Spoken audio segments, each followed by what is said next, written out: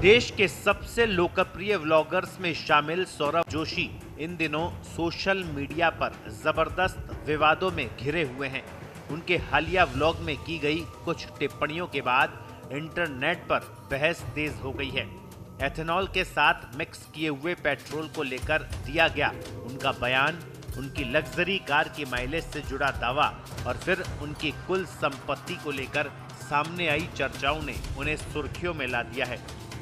हालांकि इन दावों की स्वतंत्र रूप से पुष्टि नहीं हुई है और सोशल मीडिया पर कई तरह की अटकलें भी लगाई जा रही है। पूरा मामला उस वक्त शुरू हुआ जब सौरभ जोशी ने अपने व्लॉग में अपनी मर्सिडीज कार की परफॉर्मेंस का जिक्र करते हुए कहा कि एथेनॉल पेट्रोल के इस्तेमाल के बाद उनकी कार की माइलेज पहले जैसी नहीं रही।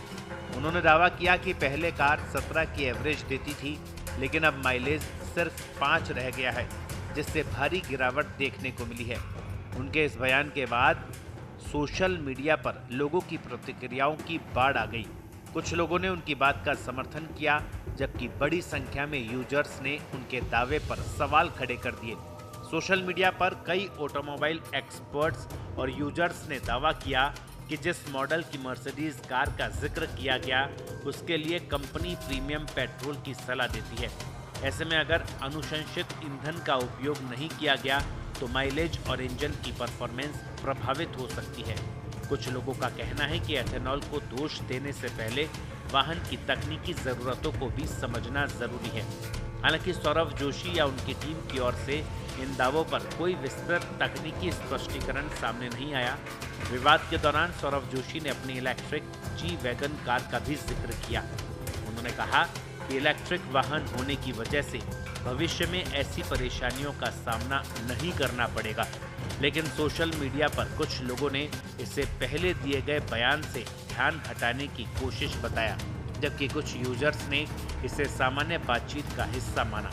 विवाद यही नहीं रुका। सोशल मीडिया पर कुछ पोस्ट में दावा किया गया कि पहले सौरभ जोशी की कुल संपत्ति करीब 50 करोड़ रुपए बताई जाती थी, जबकि हालिया व्लॉग में उन्होंने लगभग 100 करोड़ रुपए की संपत्ति होने का जिक्र किया। इसके बाद इंटरनेट पर तरह तरह की अटकलें लगना शुरू हो गया। कुछ वायरल पोस्ट में प्रवर्तन निदेशालय की कार्रवाई तक की बातें कही जा रही है। हालांकि अब तक किसी सरकारी एजेंसी ने सौरभ जोशी के खिलाफ किसी जांच या छापेमारी की आधिकारिक पुष्टि नहीं की है, इसलिए ऐसे दावों को फिलहाल केवल सोशल मीडिया पर चल रही अटकलों के रूप में ही देखा जाना चाहिए। बहरहाल एथेनॉल को लेकर देश भर में भ्रम की स्थिति है। सरकार कई बार ये स्पष्ट कर चुकी है कि एथेनॉल गाड़ी को कोई नुकसान नहीं पहुंचाएगा, लेकिन इसके बावजूद रोजाना एथेनॉल पर सवाल उठ रहे हैं। ब्यूरो रिपोर्ट, पत्रिका। देश दुनिया की ताज़ा खबरें और अपडेट के लिए देखते रहिए इंडिया 10 भारतवर्ष।